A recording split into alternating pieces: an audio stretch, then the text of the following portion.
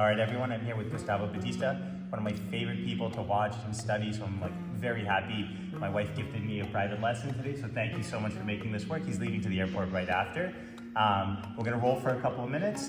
Three-time world champion, so this should be fun. All right. As we begin our roll, what I know I have to be careful of is his folding passes and his leg weaves. But he's going very nicely at first, and he kind of does throughout the roll, and he's just hovering over me heavy on his hands. I think he's being mindful of the weight difference as well. As I try to tip him, he stuffs his foot. And here I think he kicks it up one tiny gear. You can see he does this palm twisted in grip on my pant leg, and you'll notice he often does that in competition to help stuff a leg.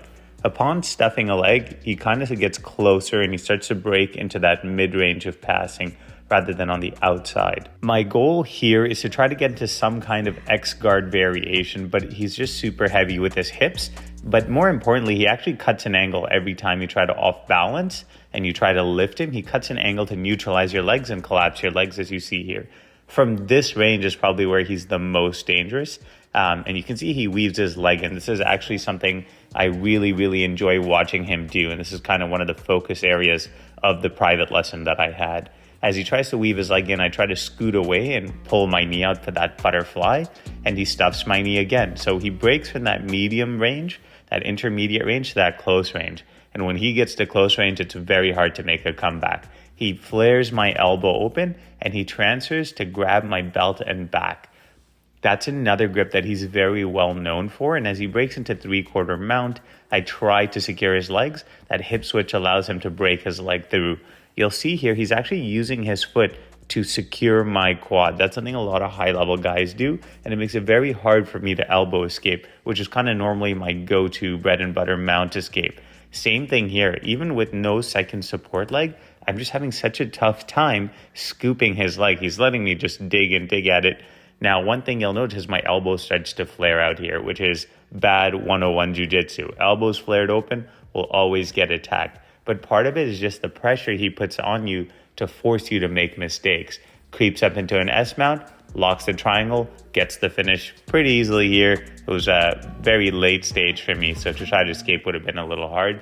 And I think not the best use of my time and my limited rolling time with him. Again, I start in this Delhi Hiba, long range. I'm a little more active this time in trying to keep him away. And again, foot in the middle, that's what he likes. Even though in my mind going in, I'm like, that's what I have to avoid. It's very hard to avoid that. This is a very signature Gustavo Batista position here where he pinches his knees together and then he cuts side to side. That belt grip is something he taught me quite a bit on during our private lesson. And essentially it pulls your head in. You'll see Gordon Ryan do the same thing. And this time I turtle because I just don't want to get pinned on my back. And how I shoot my foot over, he slips his foot literally a third of a second right before I clamp over it. I turtle again. I'm trying to get a guard, but every time I turtle and I resit here and I finally catch his foot, but that's that mid-range passing range where he's very effective. There's that belt grip, and here he always sits to his hip and then he pulls out his knee. He's just so effective with this grip. And that's why I felt the need to turtle. But this time he has my pant leg. He kind of lets me turtle. And I get a Kimura grip because I was up on my forearm with the loose elbow. My goal here is try to scoot down and roll over my shoulder and bridge on top. But he actually gets on top and pins me. His foot goes inside my armpit. Very strong armbar control position. So from our roll, what do you think is my biggest mistake? I think maybe let my hands too free. Just grab whatever you want? Yeah, like you are playing too much hooks, but not controlling my hands. And let me use too much like my knee behind your leg.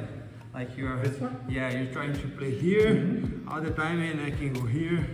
I was playing like here and this leg here inside. So you come to this side. It's not the best.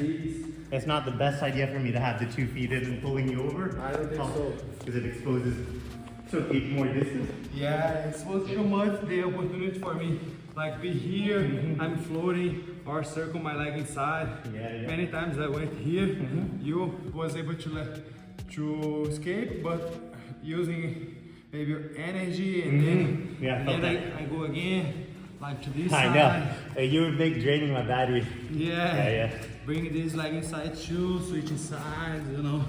Like maybe if you can use more your legs on the outside here, controlling more my sleeve here, you know, or maybe both too. So you keep more the control of the position.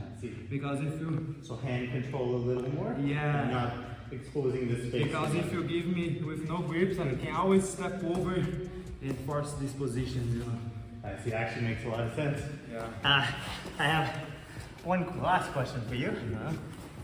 So, as someone, you have so many Pan Am and world titles, Absolute too.